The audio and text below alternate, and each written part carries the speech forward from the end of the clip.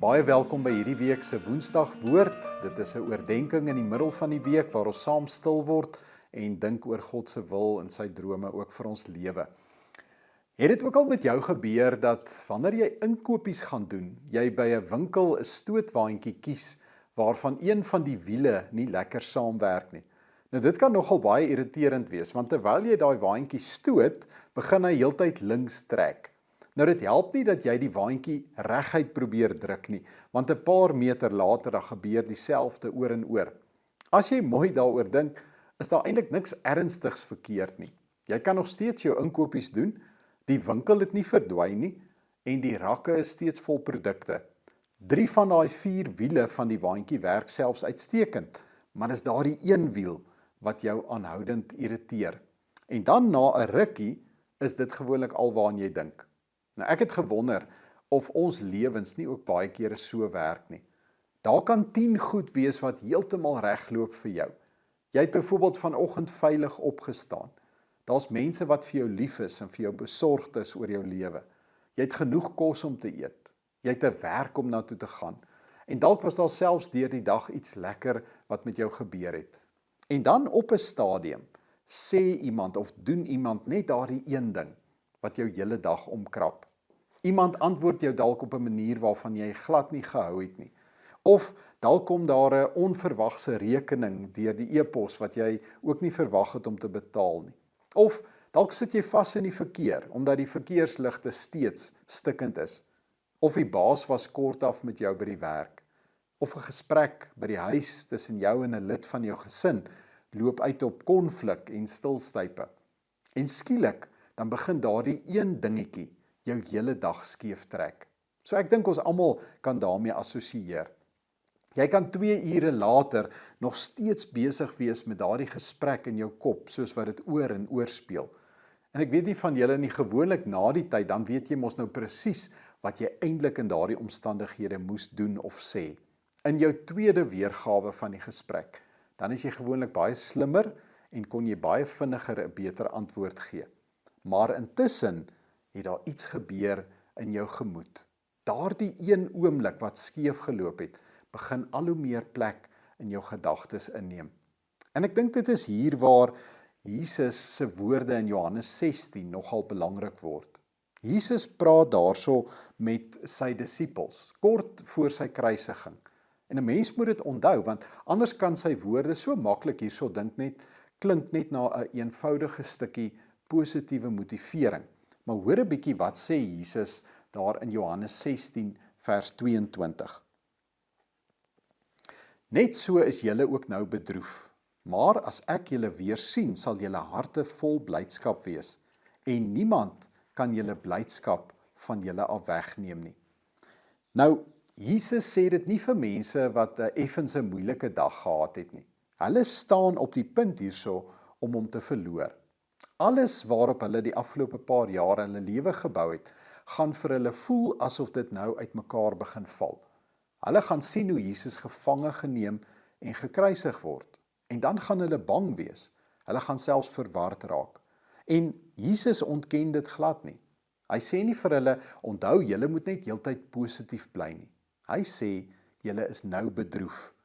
Nou ek hou daarvan dat die Bybel ook ruimte daarvoor laat. Want geloof beteken nie altyd dat jy moet maak asof dit wat jou pla nie belangrik is nie. Dit beteken nie 'n mens moet 'n glimlag op jou gesig deur dit alles sit en sê, ag nee, wat weet jy, dit gaan goed met my, terwyl dit eintlik nie goed gaan nie. Daar is dinge in hierdie lewe wat ons soms hartseer maak, dinge wat ons kwaad maak, mense wat ons seer maak. En daar is probleme wat nie sommer môre soos die mis voor die son gaan verdwyn nie. Maar Jesus sê dan ook saam met dit vir sy disippels, onthou net, julle hartseer is nie julle hele verhaal nie, want ek sal julle weer sien. En ek dink dis die sleutel tot die vreugde waarvan hy ook hierso praat. So ja, die kruis kom en hy ontken dit nie, maar daarna moet ons onthou, kom die opstanding ook. En daarom is die vreugde waarvan Jesus hierso praat, is iets veel dieper as om net heeltyd in 'n goeie bui te wees. So in die Nuwe Testament, weet ons, word die Griekse woordjie chara vir vreugde gebruik. Dis 'n vreugde wat baie nou verbind is ook aan God se genade. Dis nie 'n vreugde wat afhanklik is van dit wat noodwendig rondom my gebeur nie. En dalk moet ons juist daar ook onderskei, wat ook in die Bybel bedoel word tussen blydskap en geluk. Want jy sien, ek en jy kan baie gelukkig wees, solank dinge goed verloop. Wanneer mense vriendelik is, wanneer daar genoeg geld in jou rekening is, wanneer jou planne uitwerk, en wanneer niemand jou irriteer nie, dan voel jy gelukkig. Maar dis 'n baie brose tipe geluk. Want jy sien, dan moet die wêreld rondom my elke dag saamwerk, sodat ek okay sal wees. Maar nou weet ons mos nou die wêreld werk ongelukkig nie so nie. Daar gaan soms dinge verkeerd loop. My planne gaan skeefloop. Daardie onverwagse rekeninge gaan aanhou kom. En daar gaan dae wees wat jy ook moeg en geïrriteerd voel.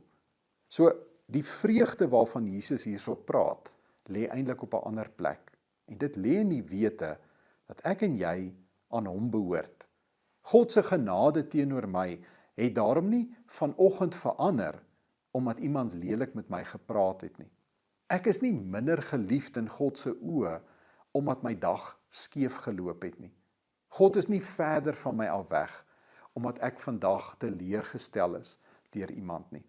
Dit wat Christus vir jou en my gedoen het, sy beloftes van trou, staan vandag steeds vas te midde van my omstandighede. En wanneer 'n mens dit onthou, dan verander dit nie noodwendig die probleem nie, maar dit verander wel die grootte van die houvas van daardie probleem in jou binneste. Julle sal onthou, daar in Filippense 4 vers 4, dan skryf Paulus ook daardie bekende verse daar as hy sê, wees altyd bly in die Here. Ek herhaal, wees bly. En weer eens, ook Paulus skryf nie hier uit 'n plek waar sy lewe een groot fees was nie.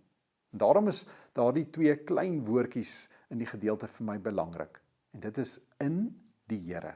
Hy sê nie, wees bly oor alles wat gebeur nie, want party dinge wat met ons gebeur is glad nie iets waaroor ons moet bly wees nie.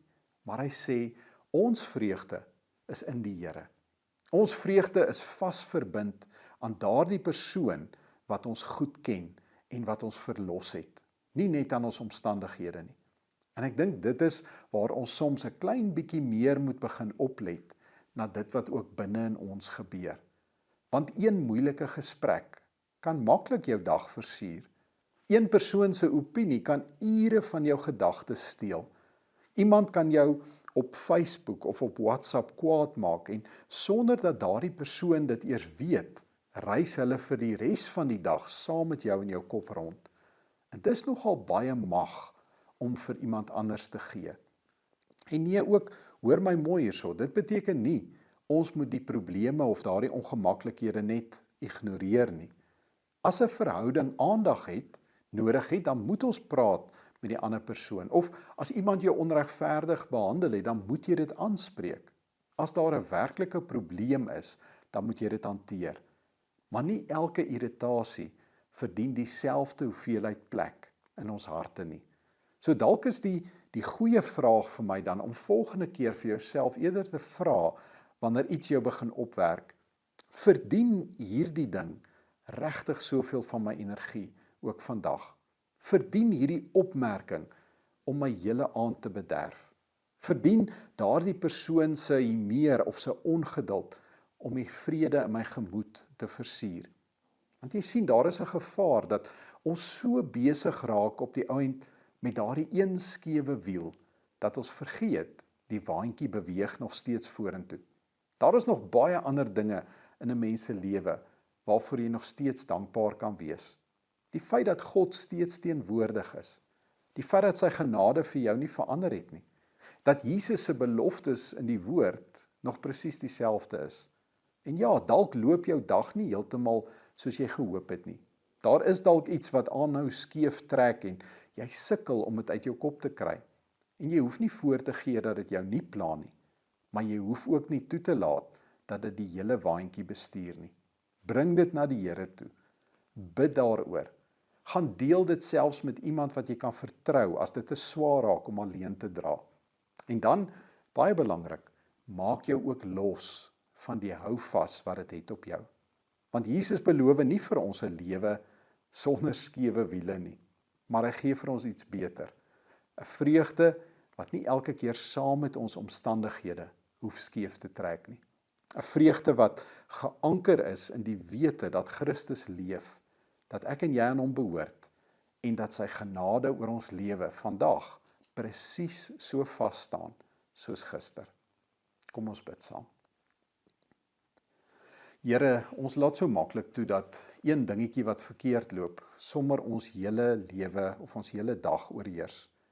Help ons om eerlik te wees oor daardie dinge wat ons pla, maar gee ons ook die wysheid om te weet wat regtig ons aandag verdien en wat ons eerder aan U moet oorlaat. Dankie dat U liefde en die genade nie saam met ons omstandighede verander nie. Help ons asseblief om ons vreugde al hoe meer ook in U te vind, ook op daardie dae waar dit nie heeltemal verloop soos ons gehoop het nie. Ons bid dit in die naam van Jesus. Amen.